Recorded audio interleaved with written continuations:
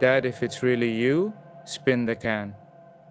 And the can started to spin. It began to turn. The can started to spin, like this, until he put the Magen David in front of me. My wife got scared and got up. She got up. Sparks that I don't remember. Hold and let it shine. Fixing stars to fade away. Fixing stars to fade away. Fixing stars to fade away.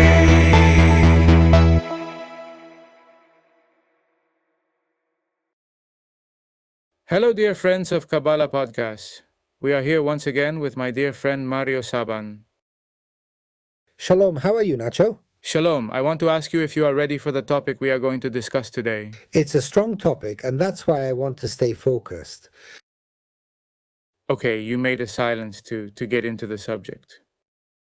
Yes, because the topic of death is a fundamental one, and it's another subject that needs to be normalized, yet people still feel it's taboo. I believe it's time for it to stop being taboo, but there's a lot of fear surrounding death. That's another issue. Why does this fear of death arise? I think the fear of death stems from ignorance about the process of dying.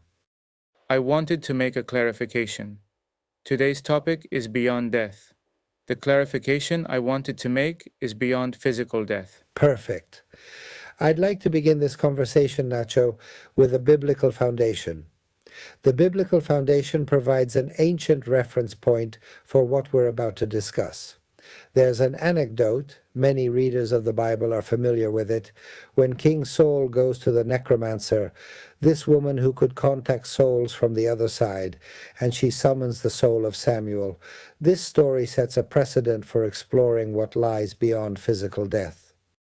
In nearly all theologies, especially in the Christian world, they claim that it wasn't Samuel who was contacted, but Satan disguised as Samuel. This is because they don't want to admit that it's possible to contact spirits or souls from the other side. What's curious is that in a certain line of evangelical Christianity, which tends to take the Bible very literally, they abandon literalism here because the literal meaning doesn't suit their perspective. Instead, they resort to a symbolic interpretation or transform Samuel's soul into Satan. What clearly happened is that Saul contacted Samuel's soul. What is forbidden in the Torah is contacting souls from the other side, but there's no prohibition against souls contacting us. So there are many people who say, but isn't it forbidden for souls to contact us like in Spiritism? No, it's not forbidden for souls to contact us because they do. The issue lies in how we force contact with them. Not only does the biblical text describe Saul contacting Samuel's soul, but it must also be considered within the broader context of countless experiences throughout history, across various cultures and religious groups, where contact with souls from the other side has occurred. And I must include myself here because even within Kabbalah, such experiences have happened. This makes it clear to me that there is life after physical death. For me, this is a matter of experience, an experience grounded in the biblical text, in tradition, in my own personal encounters, and in the experiences of many others. But why? What is this experience based on? It is based on information received from people who have died, information we didn't previously know existed. Such moments transcend explanation and remind us of the continuity of life beyond death. So we receive information from the other side, a type of information we weren't previously aware of, which undeniably leads one to think that life after death is, without question, a reality. For instance, in my case, I remember when my mother was in her final days, convalescing from the terminal cancer she was battling. It was during that time that profound and unexpected experiences emerged. I was traveling from Barcelona to Madrid, with a stopover in Madrid before heading to Buenos Aires. As I left Barcelona, my sisters told me that my mother was in her final moments. During the short flight from Barcelona to Madrid, I suddenly heard my mother's voice within me, clearly telling me to write something down. I started writing, and as I did, I questioned, how is my mother speaking to me? Is she still alive, or has she passed away? If she's speaking to me from the other side, then she must have already died. When I arrived in Madrid, my sister told me, Mom passed away half an hour ago. The timing, the coincidence of hearing my mother's voice on the plane at the very moment she passed, was for me a deeply personal and profound experience, one that strongly indicates the presence of energy and life on the other side. This, for me, was undeniable proof of a connection beyond physical life. Secondly, when my sisters were assisting my mother in her final moments, just hours before she passed away, my mother got out of bed and said, "They're calling me, they're waiting for me, and I'm at peace. They're calling me, and I'm leaving." Then she seemed to return to her body. I believe that many of those listening will recognize similar experiences. People who have lost their spouses, for instance, and later feel as though their late partner has come back to bed, creating an impression of movement in the bed, or individuals who often smell the distinctive scent of the soul of the deceased person. These are experiences that many people can relate to, and they point to the ongoing presence of our loved ones, even after death. Such moments remind us that the bond with our loved ones transcends physical existence, offering comfort and a profound sense of connection that lingers beyond the boundaries of life and death. So, Nacho, at some point, science will advance to clearly and empirically demonstrate what we're discussing here. We still have a certain intuitive knowledge, we feel it, but many of us feel it, not just a few. These experiences, which were once hidden due to taboos or the fear of judgment, fear that people would say we've lost our minds or fear of social ridicule, are now more openly talked about. I think society has freed itself from these prejudices, and we can discuss them more freely. I also believe there's a type of fear disguised as rationalism, where people say, no, I'm very rational, this doesn't exist. But the truth is, they're terrified. So we must be careful to distinguish between true rationalism and rationalism that disguises fear. There are many self-proclaimed rationalists today who say, no, I'm a rationalist in these matters. I don't believe in it. I don't believe either. It's a matter of experience. When people ask me, do you believe in life after death? I don't believe it. I live it because I've had those types of experiences.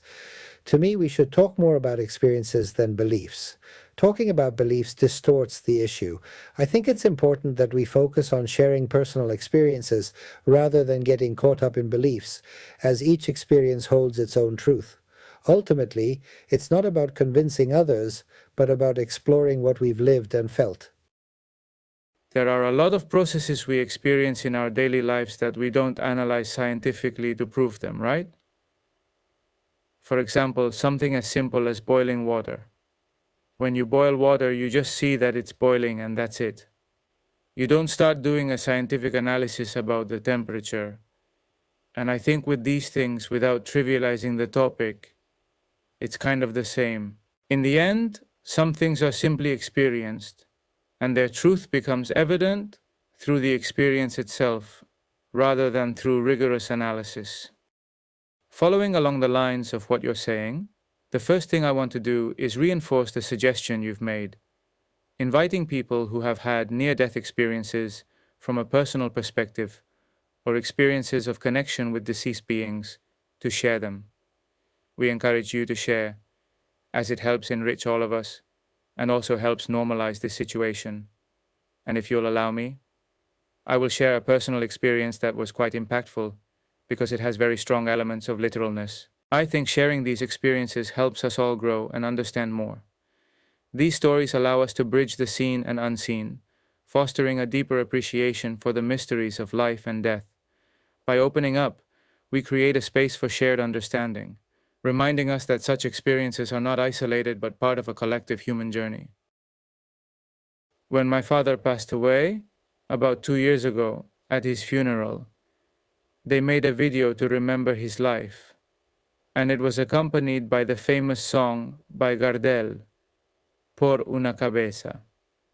When the ceremony ended, I returned with my family to a coastal town where we were vacationing in Spain on the Costa Brava. That evening, in a restaurant, about 24 or 48 hours after my father's death, the musician with a little piano started playing Por una cabeza. What happened? I was surprised. My wife heard it too, and we looked at each other as if to say, "What is happening here?" So, what's interesting about this? First, the song was called Por una cabeza, and my father was nicknamed Bocha, which is a colloquial way to refer to the head. Another thing that happened was that as soon as the song started playing, I tried to film it to show my brothers what was happening, interpreting it as a synchronicity, something linked to our father. But the video didn't record. It captured about half a second, and then it stopped. This experience left me in awe, as it felt like a clear sign from my father, a synchronistic moment that couldn't be ignored. It was as if the universe itself was confirming something beyond our understanding. The day after that situation, my wife and I had been having dinner on the balcony of the apartment where we were staying for the summer, and we were drinking a beer called Estrella Galicia, half each, which, coincidentally, has a Magen David on it. We began to notice that the can, which was empty and sitting on the table, was making some strange movements, almost like vibrations. This caught my attention. I said to my wife, "Look how oddly the can is moving." Since I'm a bit bold in this regard and didn't want to overstep, I jokingly said, "Is that you, Dad, moving the can?" And the can kept moving. I started to wonder if there was a layer of water under the can, or if there was a breeze, but not enough for it to move like that. So I had the idea to say, "Dad, if it's really you, spin the can." And the can started to spin. It began to turn. It was an incredible moment that left me speechless. The can started to spin. Like this. Like this. Until he put the Magen David in front of me. My wife got scared and got up. She got up. So, as I wanted to keep pulling on the thread, I told my wife, "Bring me a piece of paper and a pen." I wrote yes and no.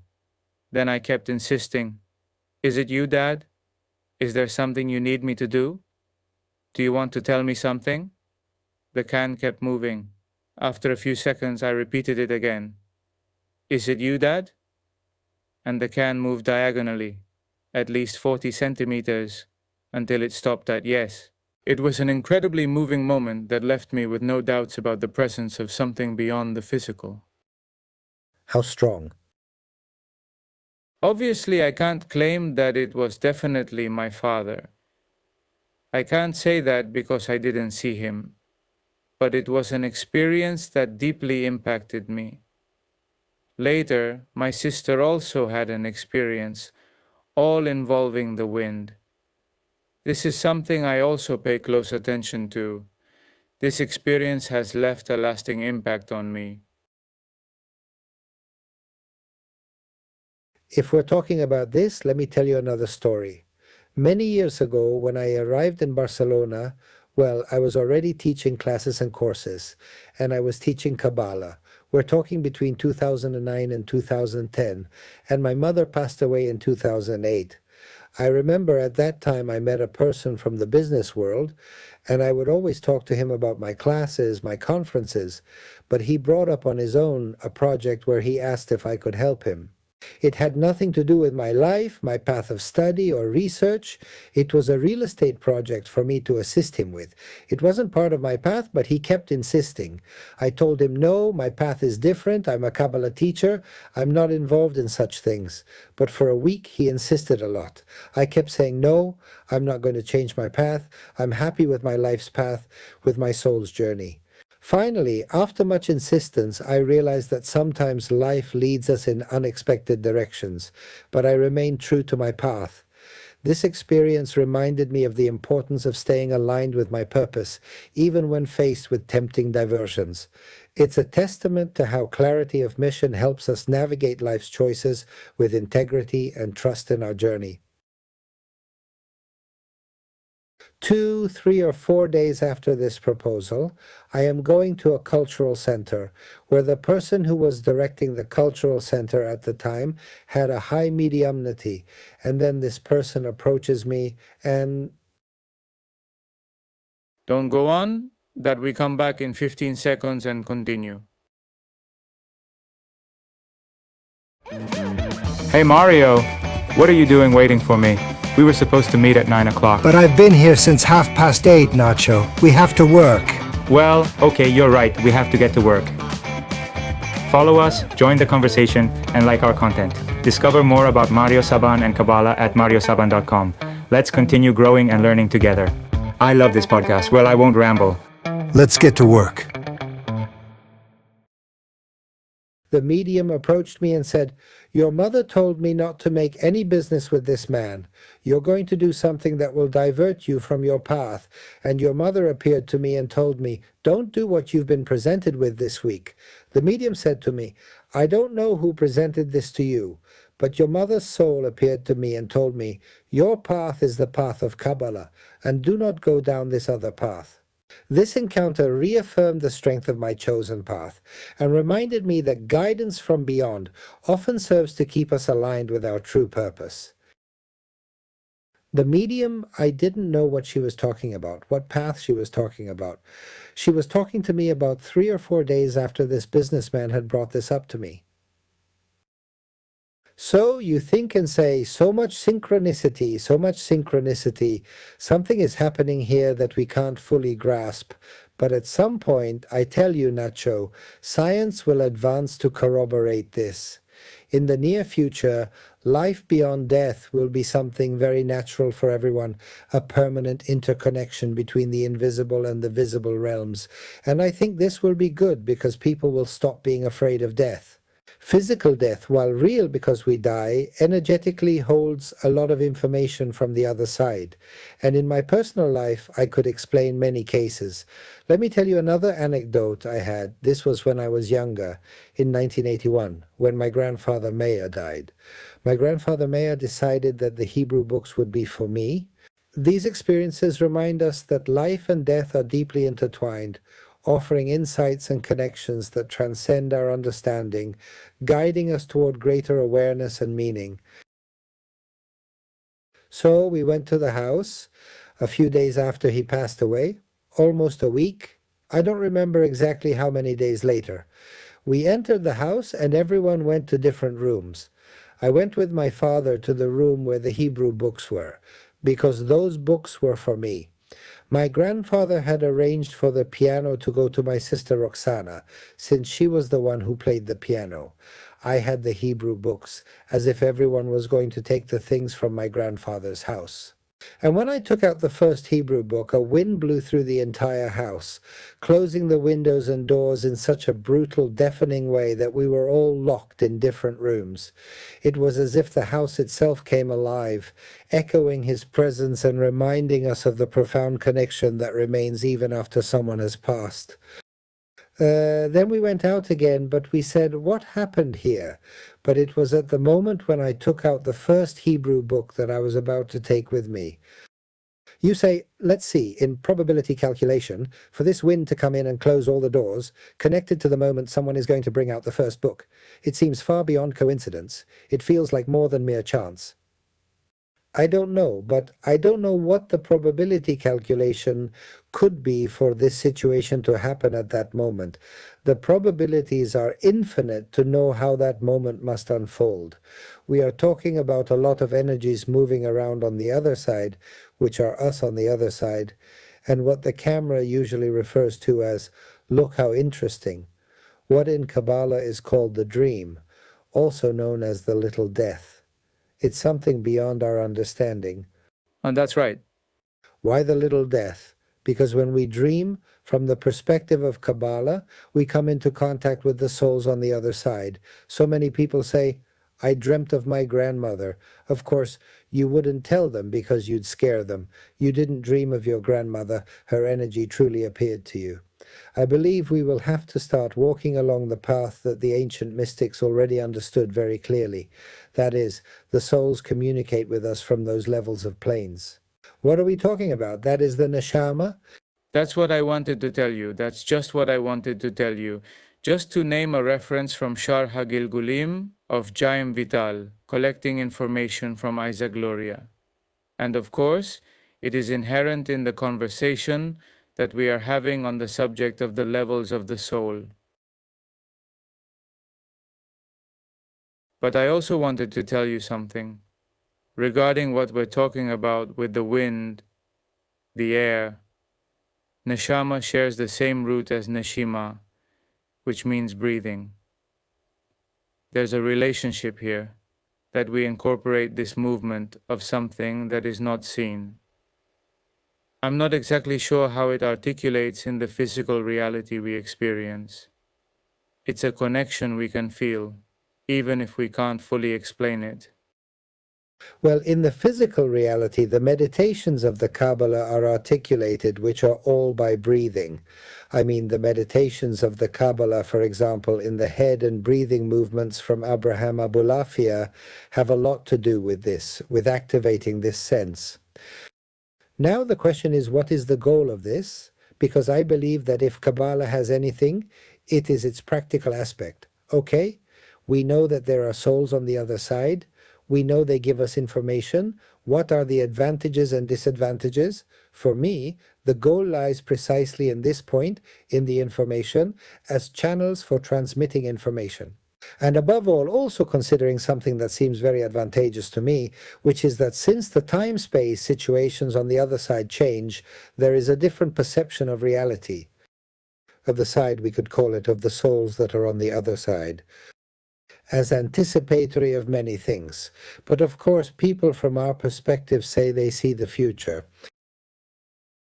No, it's not that they see the future, it's as if they have the information in the present moment, and it's not about seeing the future. So for this reason, you see that in the Kabbalistic tradition, there are what are called magwidim, which are guides, the souls that guide you. Now, how do they guide you if they don't know beforehand? To guide you, of course, someone has to know where they are guiding you. The magwid is like a soul, which could be yourself at the level of the Neshama, or it could eventually be a relative, or it could be a great sage from a previous time. Regardless of who it is, the magwid is guiding you, and in that guidance he is guarding you. That is why Christians speak of the guardian angel. That is to say, of course, why does the guardian angel appear in Christianity? Because it is the Magwid who is guiding you in one direction because he is guarding your path. He is helping you on the other side, but because he has information that he anticipates. So, through dreams, through visualization, through contact with the other side, I believe the important thing here is that the goal is fulfilled, which is that Kabbalah is preventive and anticipatory, because we can get stuck in the anecdote, and it's not good to stay in the anecdote. The anecdote must serve for something, let's say, for later learning. We can explain what happened to you, what happened to me, what happens to people with their experiences, but we must not lose sight of the ultimate goal in relation to the means. All these matters are means.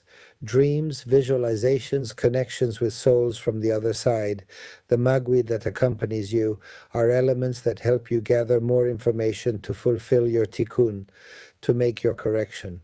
In other words, this is not information in vain. It's not that your father appeared to you and said, look, I'm here, I'm going to prove that I'm here. It's not a demonstration that he is here. It's a demonstration that he accompanies you to provide information for your tikkun. What should be analyzed in these contacts with the other side, with these energies, is that when they appear, they are helping you fulfill your correction. And that's why they deserve our full attention. So, of course, if you only focus on the anecdote, which is where many people get stuck, it's like the scientist tells you that there is life on the other side, okay, but then what is this for? The meaning. That's where Kabbalah comes in, because medical science can explain it to you, but then what happens?